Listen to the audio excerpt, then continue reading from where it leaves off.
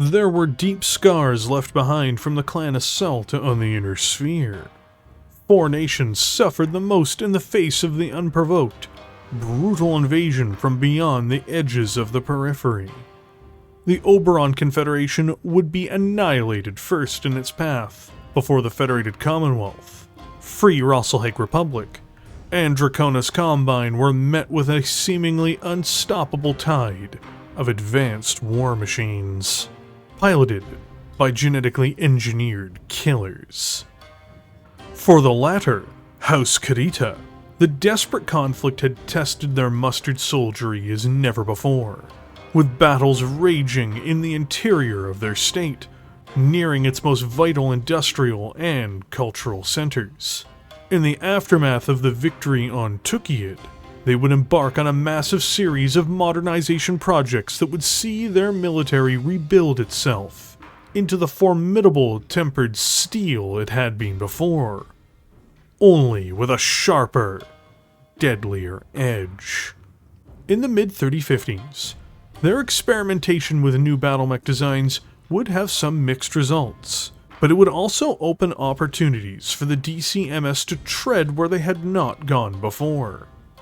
The Combine, a state which never fully embraced medium mechs, seemingly having a preference for lights and heavies by contrast, would begin the process of truly filling out their medium weight bracket, starting with the mech that is the subject of this video. The first of a new cadre of war machines fighting under the banner of the Dragon. In this piece we will be going over House Kurita's first new mech after the devastation of the clan invasion.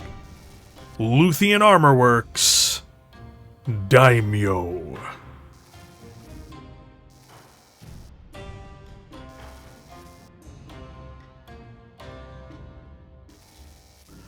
Of the major powers in the Inner Sphere, the Draconis Combine would, in many senses, be the most grievously wounded by the assault on their borders during the clan invasion. The only state that survived the initial invasion that was more badly maimed by the assault was the Free Rasalhague Republic, which was, to be clear, a rump state, whose strings were mostly pulled by Comstar, and even by the Combine itself, in their machinations to use it as a buffer against the Federated Commonwealth, to limit the Combine and Concord of Captian's exposure to their new unified rivals.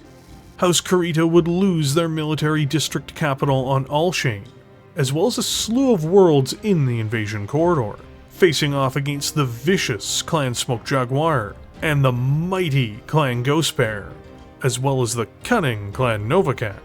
The Combine would be so far regressed as to almost lose its capital, and its most important industrial zone in the entirety of their vast, multi-world nation, the planet of Luthien. Outside of Tukiad, Luthien was the grandest battle of the entire war, and truthfully represented the graveyard of the Clan Smoke Jaguar Tumen. Even the clan itself, while on paper it did recover years later, was mortally wounded by its defeat here.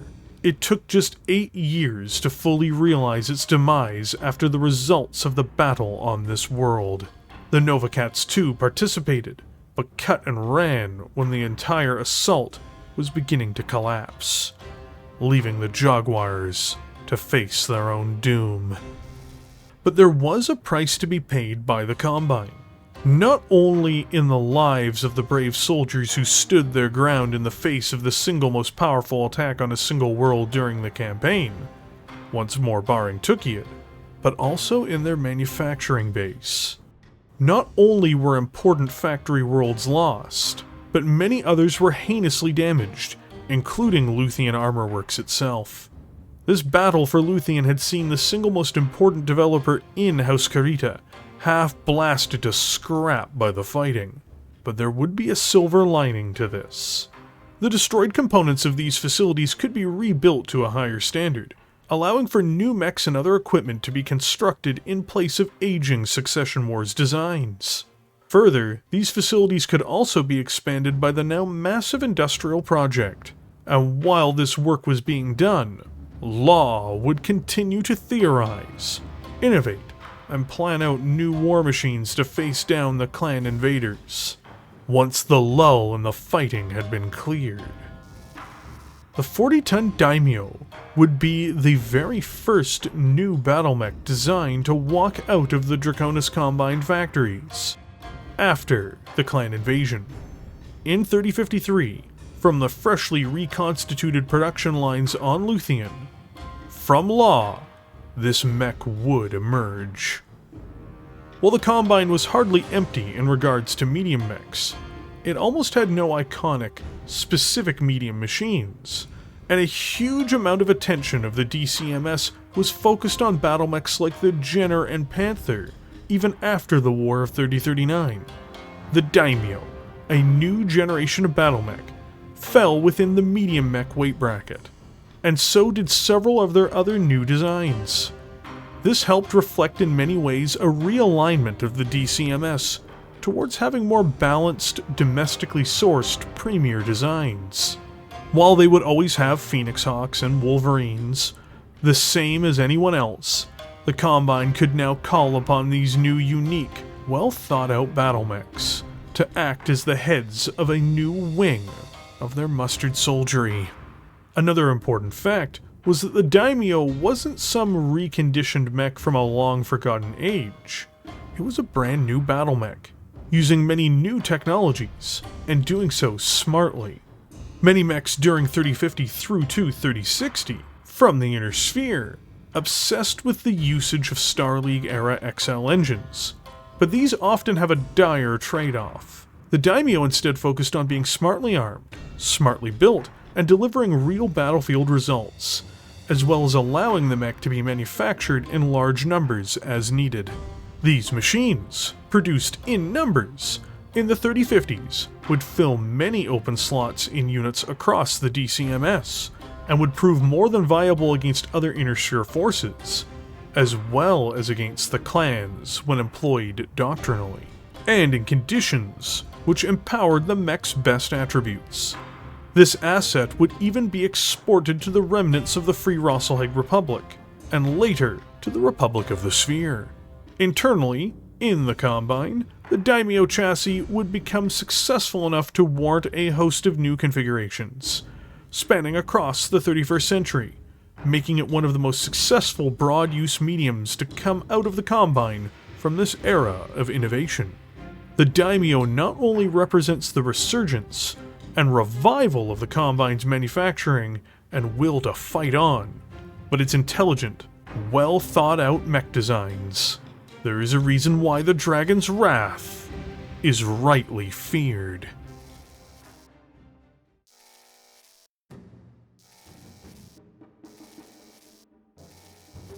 An Inner Sphere medium mech weighing in at 40 tons, the DMO-1K Daimyo was built using new and rebuilt production lines from Luthien Armor Works in 3053, 1 year after the Battle of Luthien and the halting of the clan invasion. It is clearly built in mind with ease of construction in many ways, but also with leaning into technologies and functionality that would permit the mech to be viable long-term as an asset on the field of battle. Many lessons were learned from hard-fought engagements of the invasion too, and these were taken into account in its design. To make this new mech effective to produce, though apparently not for maintenance, the Daimyo wouldn't use any exotic elements in its main core body, and this is what allows it to be more easily built, but ironically may hinder its maintenance, at least during the clan invasion era. As an example of its simplicity, it has a standard internal structure, gyro, and cockpit. The other thing that helps with these being so simple is it does leave open a great deal of internal space in the mech.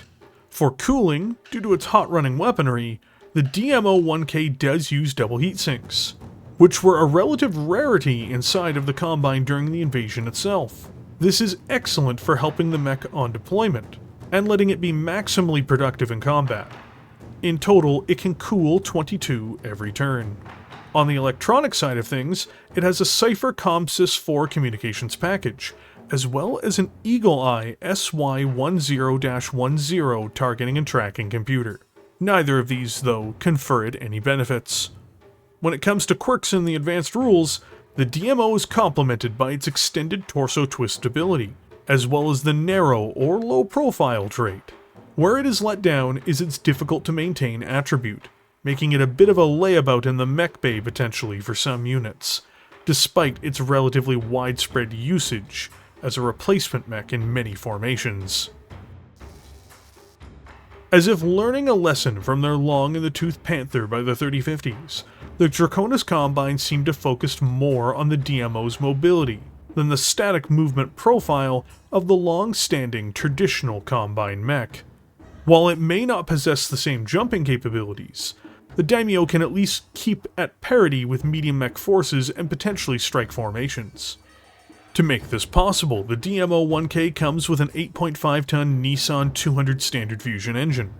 This allows the mech to run up to 86 km per hour, or 8 movement points in the tabletop game. 86 km per hour, to be clear, isn't anything to write home about for a 40-ton battle mech, but it is viable in terms of flanking slower targets, and providing options to the 1K that some of its slower counterparts may simply have to go without. The fact that it has a standard engine too means that it doesn't fall into the trap that many 3050s inner sphere mechs do, focusing too much on XL engines, which increases the production costs wildly, but also makes the mech more vulnerable to incoming damage and fire.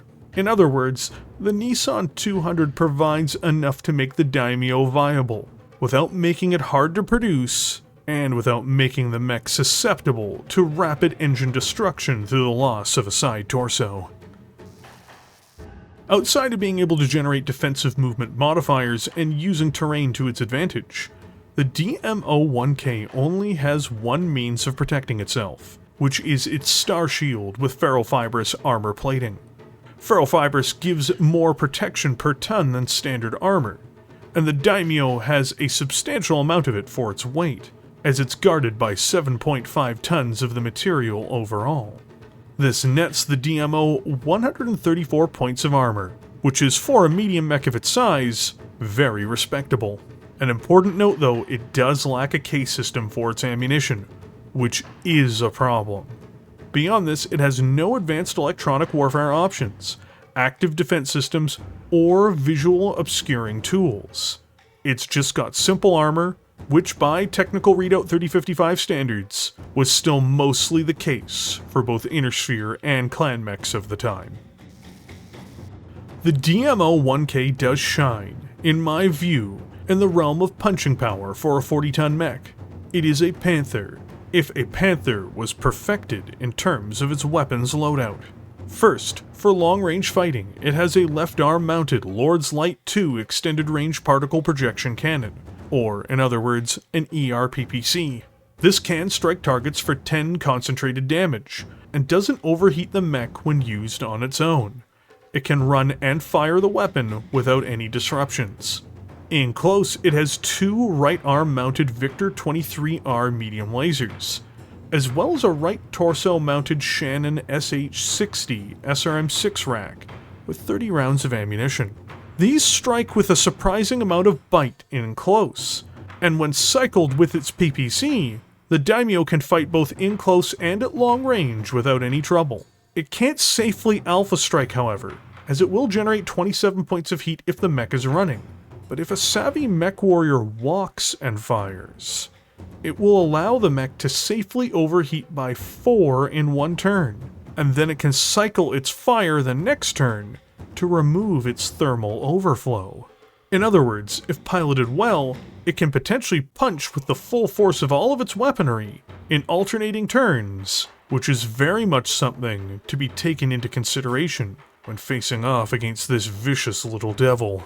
It is deceptively well cooled, and very much more armed and dangerous than you might imagine for a 40-ton mech. The Daimyo was the right mech at the right time for the Draconis Combine. It's a simple machine that can be built in reasonably large numbers, and it helped replenish the mech forces of the DCMS. It borrows heavily from the Panther in its weaponry, armor, and overall capabilities, but it is reimagined for a new era of warfare. It is more durable and easier to manufacture due to its lack of an XL engine. It is well armed for a 40-ton mech, it can run hot, but if managed correctly, you'd barely recognize it. Just don't alpha strike every turn, and I promise it will deliver for you. When deployed in numbers, these mechs can make a real significant impact on the battlefields of the 31st century. Its main key weakness is its lack of a case system for its SRM launcher's ammunition, which is a real issue, but it hardly compares to some other glaring faults other mechs have. Do not underestimate the power of the Daimyo. It is a very capable war machine, and in some ways, you might say it escapes the supposed 40-ton curse. You know, some people just can't help themselves. They see that weapons are on board, and that means heat cycling is bad. You must fire all of your weapons until you overheat and have an ammunition explosion.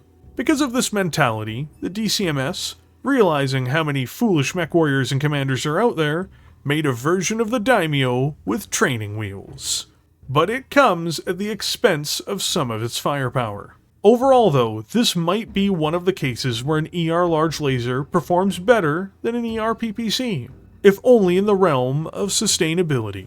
The main difference is simply that the ER PPC is dropped for an ER large laser, and 2 more heat sinks are added on board. This means that this new configuration, the Daimyo 2K, can run every turn, and fire all of its weaponry indefinitely. To do this though, it only needs to add 1 more heatsink. Why a case wasn't added can't be fully realized, beyond the fact that the Combine may secretly wish for its pilots to die via ammunition explosions. Still, the 2K is a solid mech, and is largely better than the original profile. It would appear first in 3056, only 3 years after the original. Built at the same time as the 2K, another alternative to the 1K, which is mostly a remix of its systems once more, is the DMO 4K. In this case, it cools 30 every turn. It retains the original ER PPC and medium lasers, but it replaces the SRM-6 launcher with another medium laser.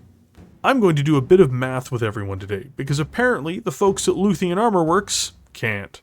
9 plus 15 equals 24. Including running, that's 26. So this mech is oversynced by 2 tons of double heat sinks. It's great to have redundancy, but battle mechs at 40 tons are starved for tonnage. All the same, it is a perfectly serviceable battle mech, though it does lose its crit-seeking abilities in a firefight. It's just another mech that can fight a different way all the same. It'd have just made more sense if they put 2 medium lasers in and sacrificed a heatsink. But still, it's more than fine for what a 40-ton mech is. The most recent configuration of the Daimyo produced, at least documented so far, is the DMO 5K, and it is produced as of the FedCom Civil War era, walking off the assembly line in 3062. It is once more a remix of the original, but in this case it creates a medium command mech. It replaces out its SRM-6 once more, and beyond this it is a standard DMO 1K. The SRM launcher is replaced, however, with a C3 Master system, meaning that this mech can run and keep up with lighter mech formations potentially, while providing its dangerous and deadly C3 system to all of the C3S-enabled teammates it has. It is extremely dangerous for this reason. It is heavily armored for its size, and lacks an XL engine too, and that means it's going to be very difficult to remove from a battlefield if it's fighting peer adversaries, even clan ones. The DMO 5K doesn't exist to necessarily individually fight and overcome anything. It exists to command and support, and it does this job acceptably. It is more than meets the eye in terms of its effectiveness. Definitely.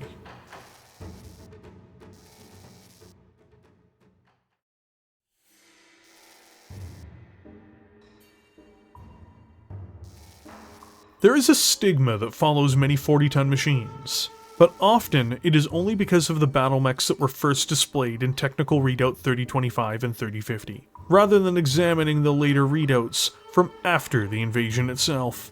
While the Daimyo is a mech that may have some shortcomings, such as that it's not super fast or extremely well cooled in its base form, it is quick enough and benefits from being well armed for the era. Its lack of an XL engine is a boon in many ways as well, and its ferrule fibrous hide makes it exceptionally hardy for its weight. When the Draconis Combine began producing these in numbers to replenish their savaged armies in the aftermath of the clan invasion, they knew they'd created an affordable, workhorse battle mech that could do multiple generalist roles and put up a fight, especially in a well-coordinated and constructed formation. At first glance, it may just appear to be a froggish-like machine that is lightweight and not as heavily gunned as a heavy mech, but in reality it is a piece of a solid foundation that can and will be used at a tactical and strategic level to build success. It is unironically one of the Dragon's best servants.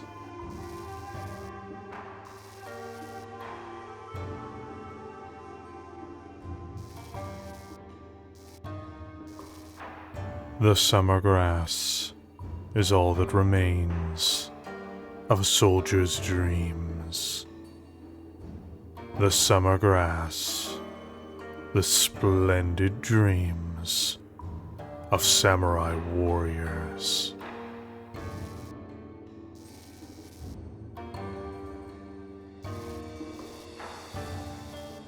Thank you for joining me here today. I had a blast covering this fun 40-ton machine. I don't think I have much more to say other than the usual. Well, other than the fact that I really dig this scrappy little guy. I'll have links to the resources I used to make the video, and where you can find its stat sheets in the links pinned in the top comment to this video. I'll also, of course, provide a link to Iron Wind medals if you want to grab one of these for yourself. If you enjoyed this content, don't forget to hit like. It really does help.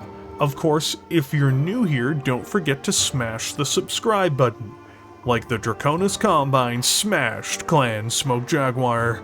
As per usual, an enormous thank you to all of the channel members. You guys know I say this and I mean it, but this content is really only made possible because of viewers like you. So, what do you think of the Daimyo? Do you think it's an excellent, well-rounded 40-tonner like I do? Or do you think it's just a sign of the incompetence of the Draconis Combine and law? Either way, let me know in the comments section below, and I will catch you all there.